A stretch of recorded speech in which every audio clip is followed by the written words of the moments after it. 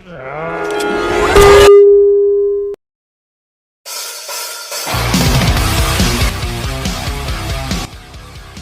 generasi penerus bangsa, selamat wayah kieu, apa kabarnya? Kembali berjumpa dengan saya si Ganteng Kalem yang kali ini akan merangkum film Perkopetan tahun 2018. Tapi sebelum masuk ke cerita filmnya, jangan lupa untuk subrek dan like di film supaya channel ini bisa berkembang. Dan seperti biasa, jangan banyak ngabihun atau ngabiwir dan ngahuntu. Selamat menikmati.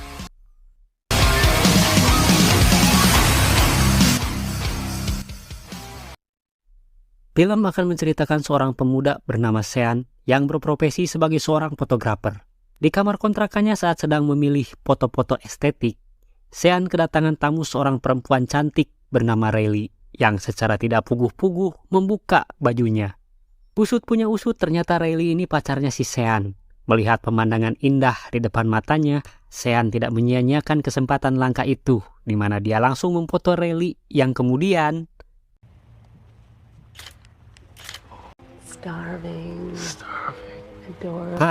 sudahlah. Beberapa waktu kemudian terlihat Sean memilih-milih perhiasan di bagasi mobilnya. Lalu sebuah cincin ia berikan untuk ibunya sebagai hadiah ulang tahun, di mana si ibu begitu kaget menerima hadiah itu, yang jika dijual pastinya kebeli motor second wae mah. Ayah tirinya Sean berpendapat jika pastinya Sean sedang banyak job, sehingga menghabiskan banyak uang untuk membeli cincin tersebut. Lalu karena rasa sayangnya pada Sean, ayah tirinya itu menawarkan pekerjaan bersama sepupunya di luar kota sebagai seorang fotografer profesional. Tapi Sean menolak karena menurutnya lebih enak jadi fotografer biasa yang tidak terikat banyak aturan. Singkat cerita, di sebuah parkiran, Sean menemui temannya bernama Derek.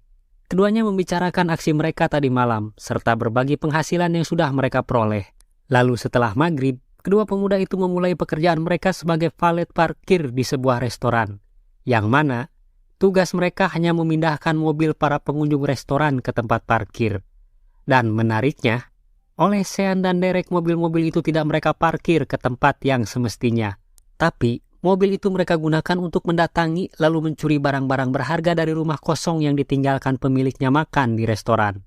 Pantas saja, ibunya Sean sampai ngajengok saat menerima hadiah cincin dari Sean. Ternyata mencuri rupanya kerjaan sampingan Sean dan Derek. Malam itu, Derek mendapat giliran pertama memarkirkan mobil pengunjung.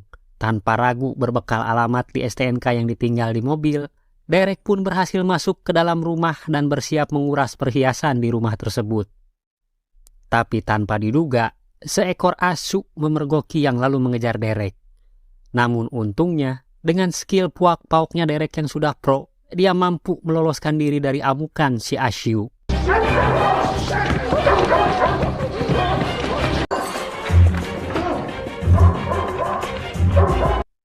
Di parkiran restoran, keduanya ingin menyudahi aksi mereka untuk malam ini karena merasa malam ini malam yang apes untuk mereka.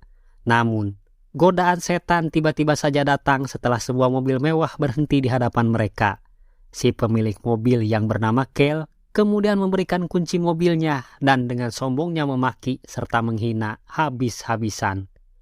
Mendengar hinaan itu, Derek mengutip kata-kata almarhum Om Kasino yang mengatakan, "Memang begitu anak orang kaya, lagunya sok tengil, kayak duit bapaknya halal aja."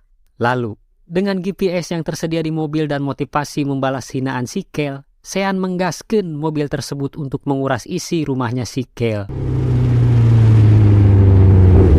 Singkat cerita, Sean sampai di rumah mewahnya Kel yang hanya berjarak 3 menit dari restoran. Setelah kurah-koreh, Sean menemukan kartu kredit dengan limit yang cukup untuk membeli cilok dan berlebih jika dibagikan ke sekelurahan. Tapi sebelum membobol, ia harus menelepon customer service terlebih dahulu. Setelah sukses membobol kartu kredit, Sean masuk ke ruangan kerjanya Kel yang gelap gulita.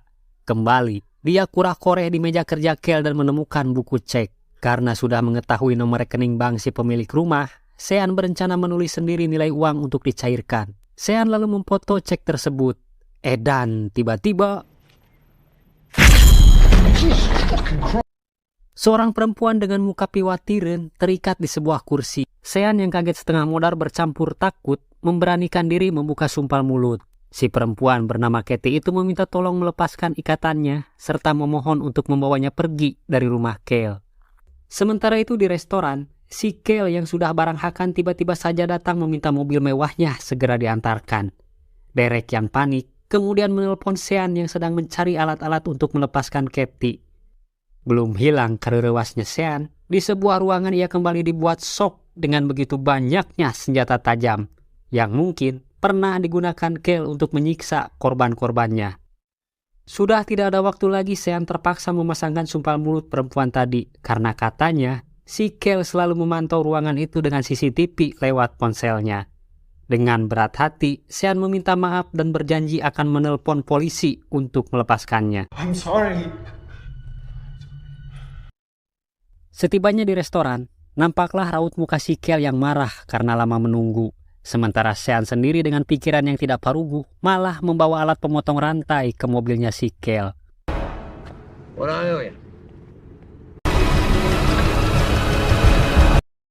Sean kemudian menceritakan apa yang baru saja dia alami serta berniat melaporkannya pada polisi supaya perempuan bernama Katie yang tadi terikat segera diselamatkan.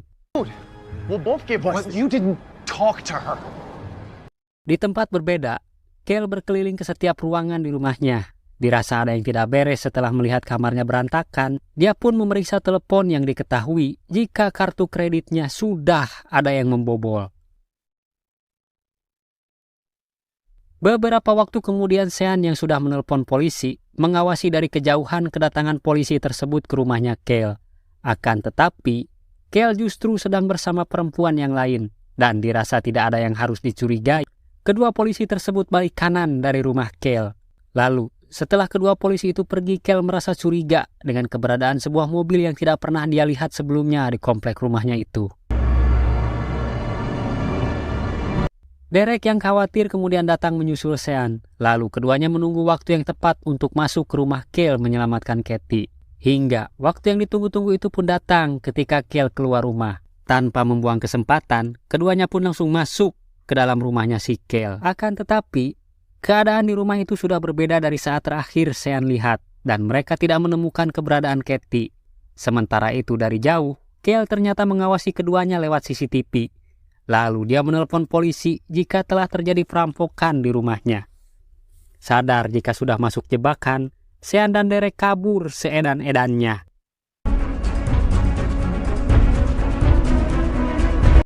Di parkiran tempat biasa Sean dan Derek berbagi hasil curian. Keduanya berdebat tentang kejadian yang Sean alami. Lalu, Sean berencana mendatangi langsung kantor polisi untuk melaporkan kejadian yang dilihatnya. Tapi Derek menolak ikut-ikutan karena pastinya bakal masuk penjara karena usaha sampingan mereka. Namun jika Sean tetap kekeh akan melapor, Derek pun meminta supaya tidak melibatkan dirinya dalam masalah Sean. Okay, you were never there.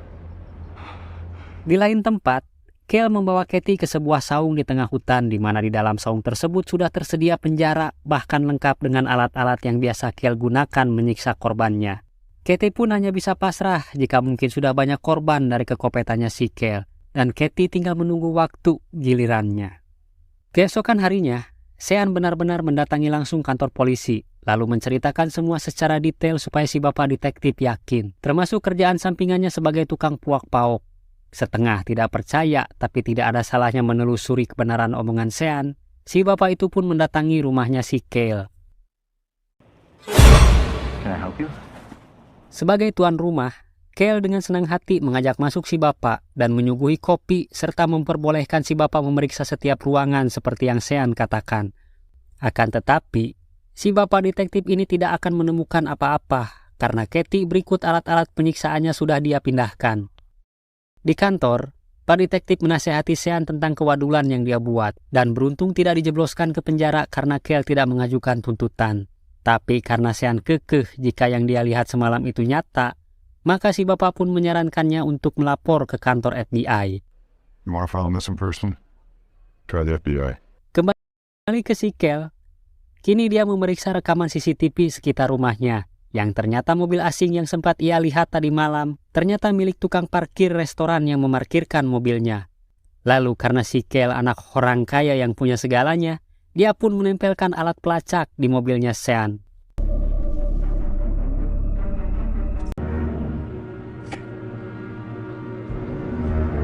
Sean pun mendatangi kantor FBI dan laporan Sean diterima si ibu petugas. Lalu, si ibu meminta Sean untuk bersabar karena jalannya investigasi tidak semudah memasak mie instan. Sean pun kemudian pulang dengan perasaan yang tidak paruguh. Lalu saat sedang adus, tanpa diduga si koplok Kale sudah memasuki kontrakannya. Kale yang berniat ingin menembaknya pun kini berubah pikiran dan lebih memilih mengcopy semua file yang ada di komputernya Sean.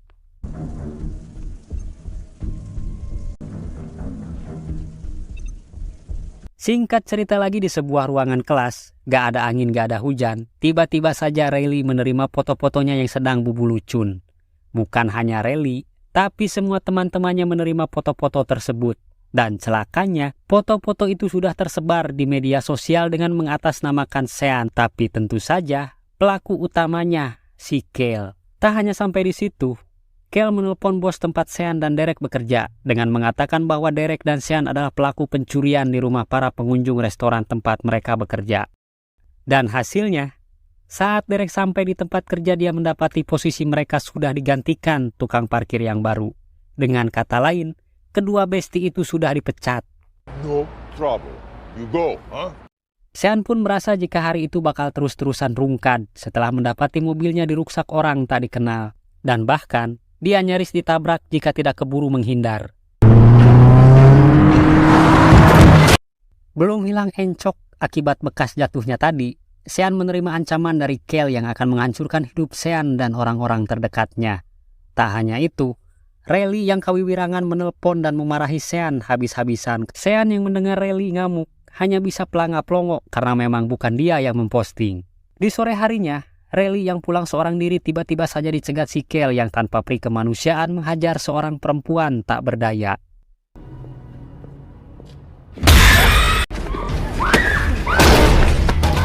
Sean yang ingin mengakhiri ancaman si Kale berniat meminjam mobil ayah tirinya. Namun ternyata si ayah malah bengong dan bercerita jika dia dipecat karena dituduh mencuri alat-alat kantor. Yang padahal si ayah tidak pernah melakukan perbuatan tercela seperti itu. Lalu si ibu yang bekerja sebagai pengasuh pun ikut-ikutan dipecat karena ada yang melaporkan jika si ibu melakukan kekerasan pada anak asuhnya. Assaulted a child as if I'd ever do such a thing. Said I was stealing company property. You believe that shit? Sean yang merasa bersalah karena ulahnya hingga semua jadi terseret, meminta maaf dan menjelaskan awal mula semua kerungkadan ini bermula. Yang alhamdulillahnya, si ayah dan ibunya Sean lebih berpikir untuk menyelamatkan keluarganya dengan pindah keluar kota, ketimbang harus amuk-amukan. Lalu saat akan berkemas, Sean teringat tentang selembar cek yang pernah dia foto. Yakin jika si Kale berada di tempat dan alamat yang tertera di atas kertas cek, dengan meminjam mobil ayahnya, Sean menggaskeun ke lokasi yang dia curigai.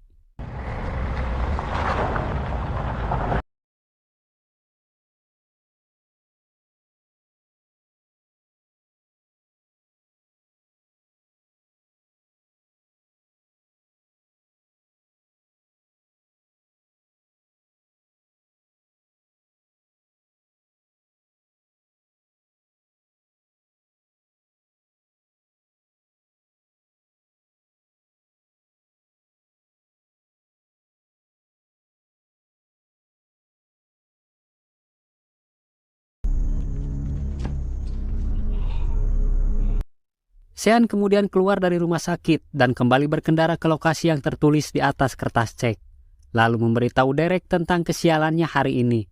Namun karena sedang sibuk membawa jajanan dari warung kopi Mang Udin, Derek pun mengajak video call supaya Sean percaya. Dan tiba-tiba, What? Video. si Kasep Kale ternyata sudah berada di rumah Derek, yang setelah menghajar Derek hingga ngajongkeng, dia pun menembak dan memposisikan supaya Derek terlihat bunuh diri. You are beyond correction. Sean yang mendengar suara tembakan kemudian meminggirkan mobilnya dan membuka kamera. Lalu si Kale yang tidak sadar jika sedang berlangsung video call, tiba-tiba saja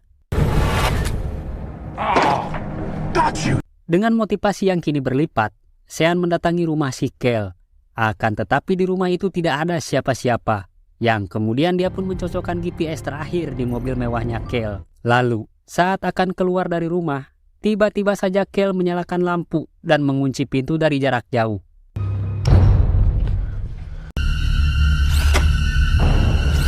Tak hanya itu, Kale juga mengaktifkan bom.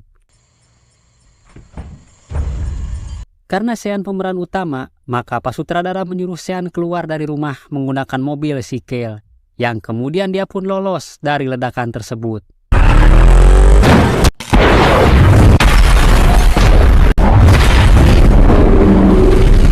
Sean lalu menuju saung tempatnya si Kale menculik Kathy, berbekal panduan GPS yang terpasang di mobil, sembari mengirim foto hasil screenshot pada FBI. Si ibu petugas yang sudah menerima screenshot wajah pelaku penculik Kathy bersama pasukannya bergegas menuju lokasi yang diberikan Sean. Si ibu kemudian menjelaskan jika si Kale ini adalah anak orang kaya yang keluarganya hobi berkuda. Lalu pada umur 14 tahun, si Kale yang ingin pelatih kudanya terkesan dengan caranya menjinakkan kuda liar, justru menjadi petaka. Alih-alih kuda tersebut jinak, yang ada kuda tersebut ditembak si Kale kecil. Pelatih berkuda yang melihat kelakuan si Kale itu berniat akan melaporkan pada ayahnya. Akan tetapi si Kale malah membunuh pelatih kuda tersebut. Dan mungkin itu yang menjadi alasan Kale terobsesi menculik Kathy yang seorang pelatih berkuda. Singkat cerita, Sean pun sampai di hutan pribadinya si Kale. Dia pun mengendap-endap melihat ke jendela yang ditempati Kathy. Dan tiba-tiba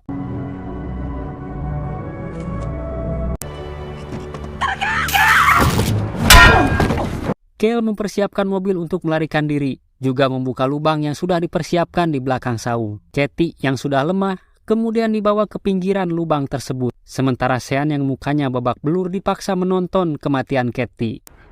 For the slightest minute there. Si Kale yang merasa puas sudah membunuh Kathy berbalik akan menghabisi Sean. Tapi sebelum itu dilakukan, Kale bercerita dengan membangga-banggakan kekayaan, juga keahliannya menculik serta membunuh, dan berhasil menghancurkan hidup orang-orang terdekat Sean. Di dalam lubang,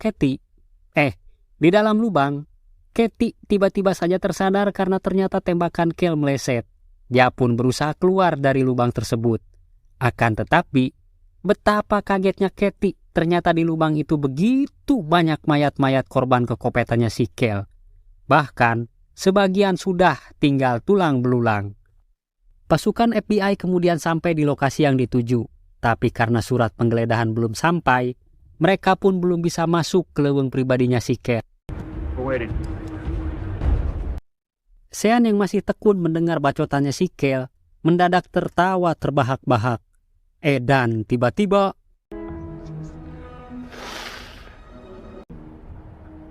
What are you smiling at?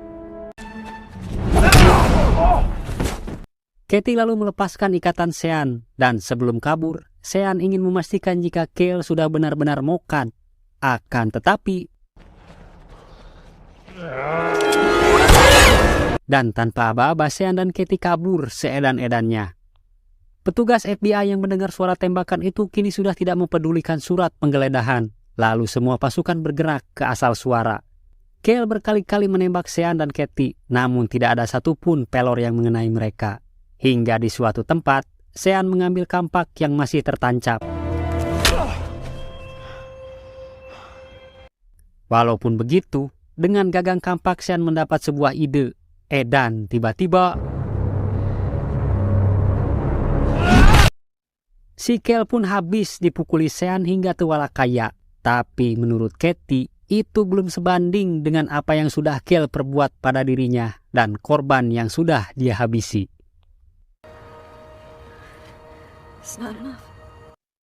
Di akhir film, para petugas FBI berhasil menyelamatkan Sean dan Kathy. Lalu si ibu petugas yang menggeledah rumah mendapati si Kale dikerem di penjara pribadinya.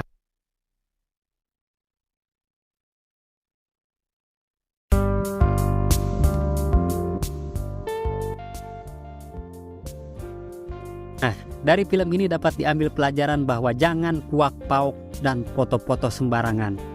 Itu saja alur filmnya kali ini. Jangan lupa dukung Disfilm dengan subrek dan share supaya tidak ketinggalan video terbarunya. Terima kasih sudah menonton, tetap sehat, dan sampai jumpa.